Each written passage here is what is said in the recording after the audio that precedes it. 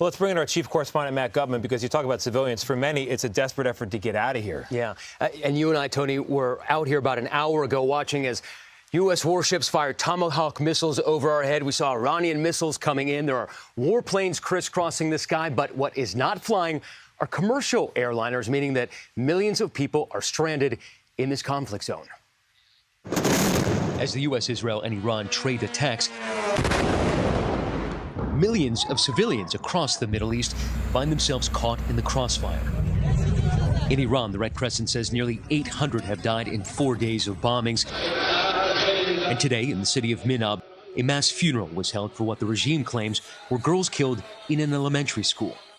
Rows of graves seen awaiting coffins. I don't think war is inevitable. IDF spokesman Nadav Shoshani denied Israel is responsible. We're doing everything we can to be as accurate as we can and making sure that we are not targeting the Iranian civilians because we're not at war with them.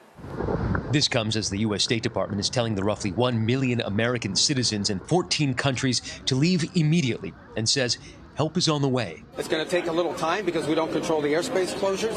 That said, there may be more people out there that need help. We need to know who you are. But with most planes grounded, many are finding escape nearly impossible. Kat Spitzer is stuck in Dubai. Everybody is scared. We don't want to be forgotten. We just want any way to get out. This has been the wildest trip of my life. American Tamar Rubenstein is pregnant with twins. She's taking a bus from Israel to Egypt, then flying to Athens, and then Munich, and then to Chicago. It'll take her 2.5 days. Why not just wait until the missiles end and stay in a safe place? There's such a lack of clarity, so I didn't want to get to the point where I wouldn't be cleared to travel anymore.